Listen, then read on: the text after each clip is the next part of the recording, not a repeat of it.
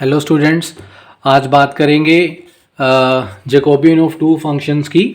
Basically it is the topic related to the double and triple integration when we do change of variables और apply change of variables to simplify the complex double and triple integrations. We require the transformation of one system to the another. We transfer Cartesian system to the polar systems in case of double integration, and from Cartesian to cylindrical or spherical system or coordinates. And for that transformation, we need the Jacobian. We need to find the Jacobians of the transformations. तो ये Jacobian है क्या, आज उसको हम study करने वाले हैं। तो आइए स्टार्ट करते हैं आज का टॉपिक Jacobian।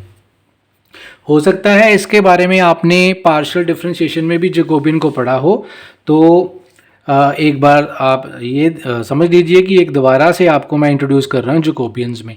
तो जैकोबियन ऑफ टू फंक्शन है क्या, मान लीजिए u फंक्शन है एक्स वाई का, v फंक्शन है एक्स वाई का, और जैकोबियन को हम डिनोट किया करेंगे j के साथ।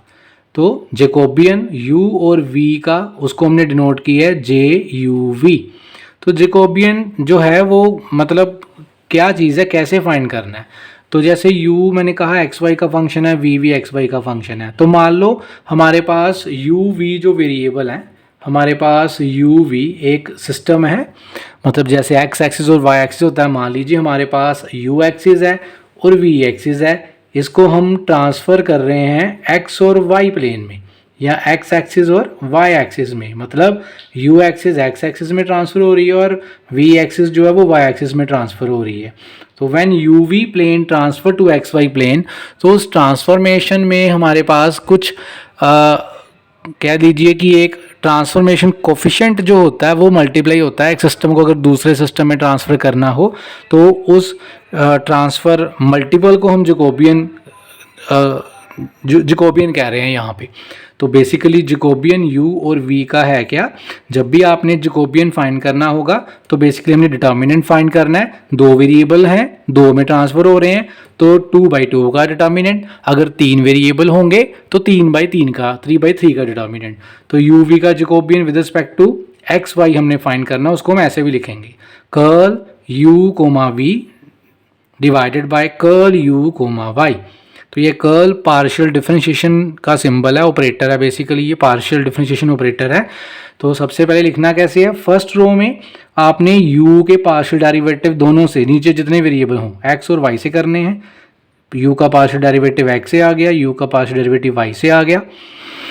नीचे वाली रो में आपने ये सेकंड वेरिएबल है ना v, और इसके पार्शियल डेरिवेटिव नीचे जितने वेरिएबल है उससे कर देने हैं सेकंड रो में। तो ये आपके पास एक मैट्रिक्स का ये डिटर्मिनेंट बन गया। तो दिस इज द 2/2 डिटर्मिनेंट। इसको सोल्व हम कर सकते हैं, आपको क्रॉस करके आपको आता है इसको सोल्व करके। जब हम इसकी वैल्यूज गिवन होंगी पर्टिकुलर केस में, we can find the Jacobian of uv with respect to x and y। In case u अगर तीन वेरिएबल का फंक्शन बन जाए तो तीन वेरिएबल आएंगे u, v और w। तो ये u, v, w जो है वो ट्रांसफ़र हो रहा है x, y, z एक्सिस में। तो जैकोबियन पहले हम क्या करेंगे, u का जैकोबियन तीनों वेरिएबल से डेरिवेटिव हम फाइंड कर लेंगे, u का x से, फिर y से, फिर z से। फिर v के डेरिवेटिव सेकेंड रो में लिखेंगे तीनों वेरिएबल से, w का डेरिवेटिव तीनों वेरिएबल्स लिखेंगे थर्ड में। तो ये आ जाएगा जैकोबियन ऑफ थ्री वेरिएबल्स। अगर हम चाहें तो जैसे इसको लिखा है वैसे हम इसको भी लिख सकते हैं। इसको अगर हमने लिखना हो तो हम क्या लिखेंगे, it is curl u, v, w with respect to किसके फाइंड कर रहे हैं, x, y और z। तो ये जैकोबियन आ गया u, v, w का with respect to x, y, z। इसका यूज़ कहाँ पे आना, आइए देखते हैं, चलते हैं। यूज़ करने के लिए सबसे पहले हम डेफिनेशन ले रहे हैं, change of variable in double integral. मान लीजिए हमारे पास डबल इंटीग्रल जैसे हम कर रहे हैं, पिछले वीडियो में जो भी डिस्कस किया हमने कार्टेशियन में डिस्कस किया। ज़्यादातर कार्टेशियन सिस्टम होता है एक्स एक्सिस और वाई एक्सिस, जब एक्स वाई में बात हो रही हो। तो मान लीजिए एक्स वाई प्लेन में एक्स फंक्शन ले लिया, मतलब एक्स वाई प्लेन है, उसमें हमने ट्रांसफॉर्मेशन लगा दी। एक्स को एक्स की वैल्यू uv वेरिएबल में ले ली, y की वैल्यू भी u in terms of u और v में ले ली with the help of function phi1 and phi2। तो जब भी x uv का फंक्शन हो जाएगा, y uv का फंक्शन हो जाएगा, तो जो डबल इंटीग्रल है fxy dx dy, उसमें भी क्या कर देना है, जहाँ जहाँ x है वहाँ ये phi1 जहाँ जहाँ y है वहाँ ये फाई टू, और ये जो dx dy है, ये जो dx dy है ये होता है एलिमेंट्री एरिया। ये किस में ट्रांसफ़र हो जाएगा? Elementary area in the UV plane. और ये साथ में मैं एक टर्म मल्टीप्लाई कर रहा हूँ Jacobian. Jacobian this is the transformation area, कि जो हमारा एरिया है वो पूरा का पूरा ट्रांसफ़र हो जाए एक प्लेन से दूसरे प्लेन में। तो ये एक कांस्टेंट लगाया गया, साथ में मल्टीप्लाई किया गया है, इसका नाम है जैकोबियन। और ये जैकोबियन क्या है? ओल्ड वेरिएबल का with respect to new variable. तो यहाँ ओल्ड वेरिएबल कौन है? एक्स और वाई। किस में ट्रांसफ़र किए हैं? u एंड v में। तो ये जो j है जैकोबियन, ये होगा एक्स वाई का Jacobian with respect to X Y. ये मैंने सिंपल आपको कैलकुलेट करना बताया जैकोबियन है क्या। यूज़ क्या करनी है वैल्यू? जो वेरिएबल ट्रांसफ़र किए जा रहे हैं उनका वेरिएबल, उनका जैकोबियन आपने फाइंड करना होता है with respect to new variable. तो ये j होगा एक्स वाई का Jacobian with respect to u v। ये आपने याद रखना है। एक पर्टिकुलर एग्जांपल लिया मैंने, नीचे देखिए। मान लीजिए कार्टेशियन को जब हमने डबल इंटीग्रेशन करनी है तो कार्टेशियन नॉर्मली ट्रांसफ़र होता है पोलर में, ज़्यादातर केसेस में। जब भी हमारी इंटीग्रेशन जो है एरिया ऑफ इंटीग्रेशन सर्कल के ऊपर हो, तो पोलर कोऑर्डिनेट्स होते क्या हैं हमारे पास रिलेशन कार्टेशियन और पोलर में। मान लीजिए हमने इस इंटेग्रल में x को पुट कर दिया r cos थीटा, y को पुट कर दिया r sin थीटा। तो डबल इंटेग्रल में ये ट्रांसफॉर्मेशन लगानी है, जहाँ जहाँ x है वहाँ आप r cos theta, y r sin theta लिख दीजिए। अब ये dx dy कैसे ट्रांसफ़र होगा ये मैंने पहले बता दिया था। नए वेरिएबल कौन से हैं? ये r और थीटा यहाँ वेरिएबल हैं, कांस्टेंट नहीं है। तो ये dx dy dr d theta में मल्टीप्लाई होंगे, ट्रांसफ़र होंगे सॉरी, और साथ में क्या मल्टीप्लाई हो जाएगा? जैकोबियन।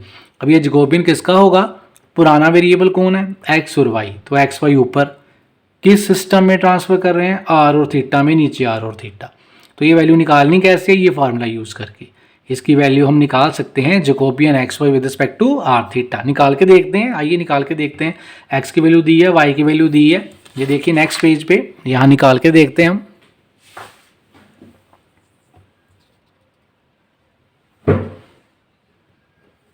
ये देखिए ऊपर, अगर आप ऊपर देखेंगे ध्यान से तो पहले x था, x का दोनों वेरिएबल से आपने डेरिवेटिव लेना पार्शियल, y का दोनों वेरिएबल से पार्शियल डेरिवेटिव और डिटर्मिनेंट। ये x का डेरिवेटिव आएगा क्या? x की वैल्यू क्या थी? r cos थीटा, तो r से डेरिवेटिव हो गया, cos थीटा कांस्टेंट था। x का डेरिवेटिव थीटा से किया आपने, तो आप कन्वीनियंट के लिए आपकी मैं यहाँ x लिख देता हूँ दोबारा, x की वैल्यू हमारे पास, ताकि पता चल जाए आपके पास डेरिवेटिव क्या निकल के आ रहे हैं। x की वैल्यू क्या है? r cos थीटा, और y की वैल्यू जो है हम क्या यूज़ कर रहे हैं? It is r into sine theta. तो ये वैल्यू यूज़ की जा रही है, r cos theta r sin theta. x का डेरिवेटिव जब r से करेंगे इसका 1 हो गया, cos बचा। x का डेरिवेटिव थीटा से करेंगे, r कांस्टेंट है, cos थीटा का डेरिवेटिव माइनस sin थीटा, ये आ गया। नीचे वाली रो देखिए, y का डेरिवेटिव r से, y का डेरिवेटिव पार्शियल r से करेंगे, ये 1, ये कांस्टेंट, ये आ गया। y का डेरिवेटिव जब आप थीटा से करेंगे तो ये कांस्टेंट, साइन का डेरिवेटिव cos थीटा। इसको क्रॉस कीजिए, cos स्क्वायर साइन स्क्वायर आएगा, r कॉमन जाएगा, cos स्क्वायर साइन स्क्वायर 1 होता है तो r वैल्यू आ जाएगी। यानी कि डबल इंटेग्रल जब ट्रांसफ़र होगी तो dx dy की जगह dr d थीटा, तो साथ में r आ जाएगा। और याद रखना है मैक्सिमम जितने भी क्वेश्चन हैं यहाँ पोलर कोऑर्डिनेट की ट्रांसफॉर्मेशन यूज़ होती है। आप dx dy को डायरेक्टली लिख सकते हैं r dr d थीटा, कोई ज़रूरत नहीं है आपको जैकोबियन फाइंड करने की। अंडरस्टूड होगा कि dx dy ट्रांसफ़र हुआ है r dr d थीटा में। ये r कहाँ से आया आपको पता होना चाहिए, राइट। तो change of variable in triple integration भी हम देख सकते हैं जैकोबियन की हेल्प में। जब भी आपने ट्रिपल इंटीग्रेशन करनी है, मान लो x y z, जैसे x जो है ये फंक्शन है, मान लीजिए आपको जो x है वो भी फंक्शन दिया है u v और w का, राइट। x आपको फंक्शन दे दिया है u v w का, some function of u v w। y भी आपको u v w का, z भी u v w का अगर फंक्शन दिया है तो ट्रिपल इंटीग्रेशन में यहाँ u v w आ जाएंगे, ठीक है। और ये जैकोबियन बेसिकली ये मैंने सिंप्लीफिकेशन करके जो आएगा u v का फंक्शन ही आएगा लिख दिया है। अदरवाइज तो जो फंक्शनल रिलेशन है आप यहाँ लिख सकते हैं f1 f2 f3। अगर हम एक्स को रिप्रेजेंट कर रहे हैं F1 से, वाई को रिप्रेजेंट कर रहे हैं, अगर हम यहाँ लिखा नहीं गया, आप लिख सकते हैं, अगर वाई को हम F2 लिख लें UVW, और अगर हम Z को F3 लिख लें UVW, राइट। तो यहाँ आपका F1 F2 F3 आ जाएगा। तो वो होगा फंक्शन UVW का, तो आएगा UVW ही बाद में सोल्व करके। तो यहाँ dx dy dz बताना मैंने क्या ट्रांसफ़र होगा, du dv dw multiply by Jacobian. तो ये जैकोबियन किसका होगा, x y z का विद रिस्पेक्ट टू UVW, ये नीचे लिखा गया। तो जब पर्टिकुलरली वैल्यू दी होंगी इसकी तो we can find this Jacobian.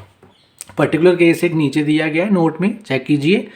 Change to spherical coordinates, हमने चेंज करना है स्फेरिकल कोऑर्डिनेट्स में। तो स्फेरिकल कोऑर्डिनेट्स में चेंज करने के लिए हमारे पास ट्रांसफॉर्मेशन, किसको चेंज करना है स्फेरिकल में, कार्टेशियन को। कार्टेशियन सिस्टम क्या होता है, X Y Z, X Y Z को हमने ट्रांसफर करना है।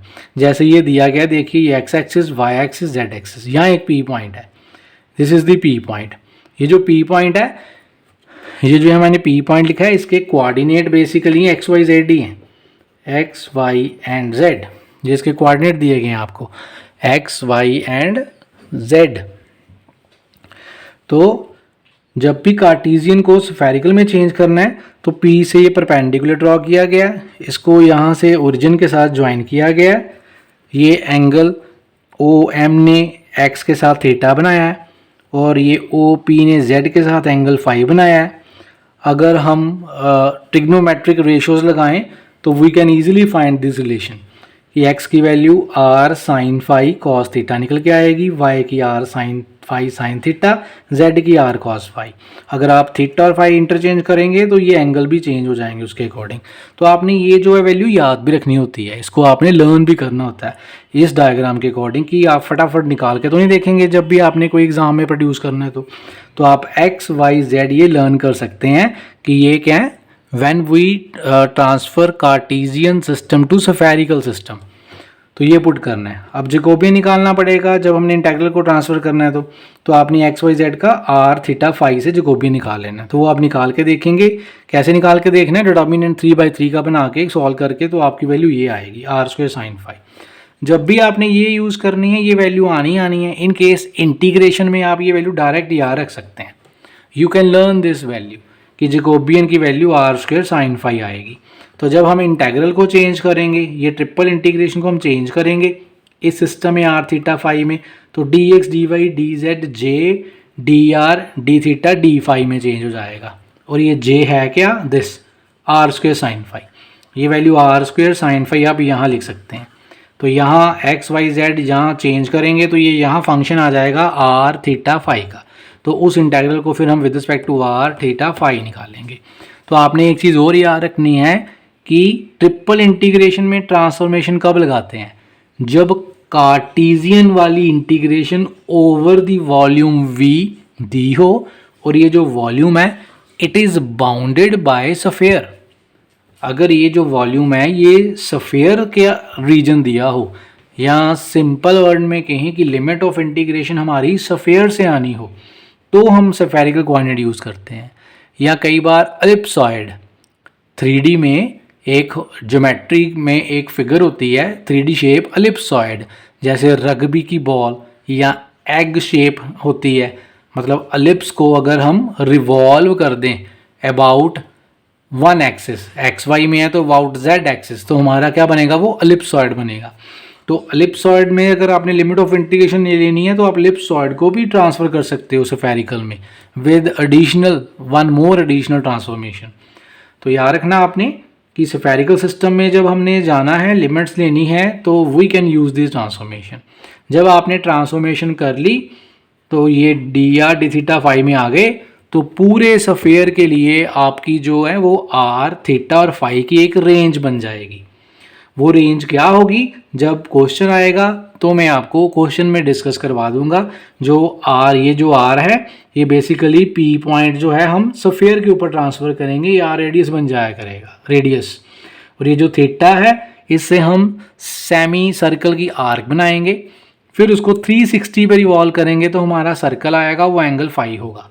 तो आर की जो लिमिट्स हैं वो हम लिया करेंगे 0 से लेके रेडियस ऑफ दी स्फीयर तक। जो थीटा की लिमिट्स हैं वो 0 से लेके हम लिया करेंगे पाई तक, 0 से लेके पाई तक। और जो फाई है वो 0 से 2 पाई। जो फाई की लिमिट्स होंगी वो हम लिया करेंगे 0 से लेके 2 पाई। ये मैक्सिमम लिमिट्स हैं।